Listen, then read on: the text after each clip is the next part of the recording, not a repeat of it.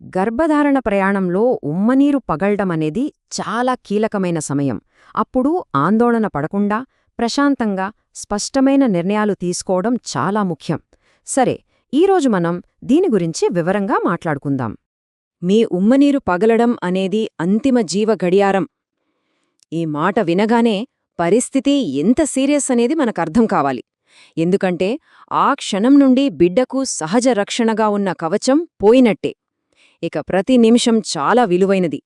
మనందరం సినిమాల్లో చూస్తాం కదా, ఉమ్మనీరు పగిలిందనగానే ఒక్కసారిగా వరదలా నీళ్లొచ్చేస్తాయి.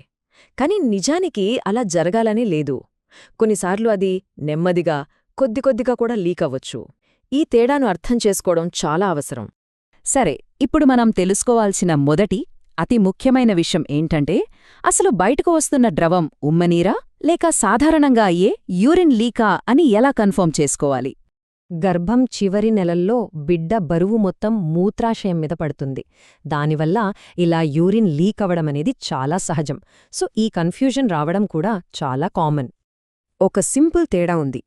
యూరిన్ లీక్ అయితే మనం కండరాలను బిగపట్టి దాన్ని కొంతవరకు ఆపగలం. కానీ ఉమ్మనీరు అలా కాదు. అది మన కంట్రోల్లో ఉండదు, ఆగకుండా వస్తూనే ఉంటుంది. ఇదే గుర్తుపెట్టుకోవాల్సిన ముఖ్యమైన సంకేతం. వైద్యపరంగా ఈ పరిస్థితిని PROM అని పిలుస్తారు.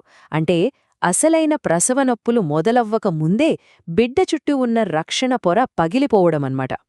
సరే, అది ఉమ్మనీరే అని నిర్ధారించుకున్నాక మనం వెంటనే చేయాల్సిన మరో ముఖ్యమైన పని ఉంది. అదేంటంటే ఆ ద్రవం రంగును గమనించడం. దీన్ని బట్టే పరిస్థితి తీవ్రతను అంచనా వేయగలం. దీనికోసం ఏం చెయ్యాలంటే, వెంటనే ఒక శుభ్రమైన తెల్లని మెటర్నిటీ ప్యాడ్ పెట్టుకోవాలి. ఇంట్లో ఉండే మామూలు బట్టలు వాడితే రంగు సరిగ్గా కనిపించదు. అందుకే తెల్లని ప్యాడ్ మాత్రమే వాడాలి. ఉమ్మనీరు సాధారణంగా నీళ్లలాగా క్లియర్గా లేదా లేత పసుపు రంగులో ఉంటుంది. అలా ఉంటే పర్వాలేదు. కానీ ఒకవేళ అది ఆకుపచ్చగా, ముదురు పసుపుగా లేదా గోధుమ రంగులో కనిపిస్తే అది చాలా ప్రమాదకరమైన సంకేతం. వెంటనే ఒక్క క్షణం కూడా ఆలస్యం చేయకుండా హాస్పిటల్కు వెళ్ళాలి. అసలు ఆ రంగు ఎందుకు మారుతుంది అంటే, దాని కారణం మెకోనియం, అంటే బిడ్డ కడుపులో ఉన్నప్పుడే మొదటిసారి మల విసర్జన చేయడమన్నమాట. అది ఉమ్మనీటిలో కలిసి ఇలా రంగు మారుస్తోంది. మెకోనియం కనిపించింది అంటే బిడ్డ లోపల చాలా ఒత్తిడిలో ఉందని, బహుశా ఆక్సిజన్ సరిగ్గా అందడం లేదని అర్థం. ఇది చాలా సీరియస్గా తీసుకోవాల్సిన హెచ్చరిక. సరే, ఇవన్నీ తెలుసుకున్నాం కదా. ఇప్పుడు మనం ఏం చెయ్యాలో, ఎలాంటి చర్యలు తీసుకోవాలో స్పష్టంగా ఒక ప్లాన్ చూద్దాం. ఈ సూచనలను ఖచ్చితంగా పాటించాలి. ముందుగా అస్సలు చెయ్యకూడని కొన్ని పనులున్నాయి. స్నానం చెయ్యడం, ట్యాంపాన్లుగాని బట్టలుగాని లోపల పెట్టడం లాంటివి అస్సలు చేయకూడదు. ఎందుకంటే ఇలా చేయడం వల్ల ప్రమాదకరమైన బ్యాక్టీరియా గర్భాశయంలోకి వెళ్లే ప్రమాదముంటుంది. 24 గంటలు ఈ నంబర్ చాలా ముఖ్యం.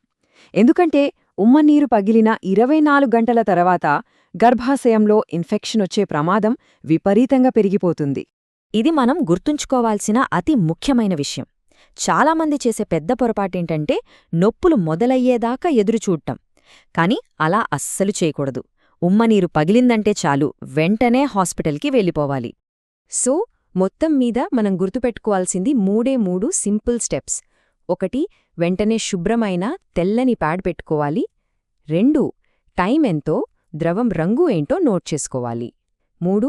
ఇంకా దేని గురించి ఆలోచించకుండా వెంటనే ఆస్పత్రికి బయలుదేరాలి. చివరిగా ఒక్క మాట, ఈ సమాచారం ఒక పెద్ద ధైర్యం. ఇది మనలోని భయాన్ని తగ్గించి పరిస్థితిని మన చేతుల్లోకి తీసుకోవడానికి సహాయపడుతుంది. ఈ విషయాలు తెలియడం వల్ల ఆ కంగారుపడే క్షణాన్ని కూడా ఒక సురక్షితమైన ప్రసవం వైపు నడిపించే మిషన్గా మార్చుకోవచ్చు.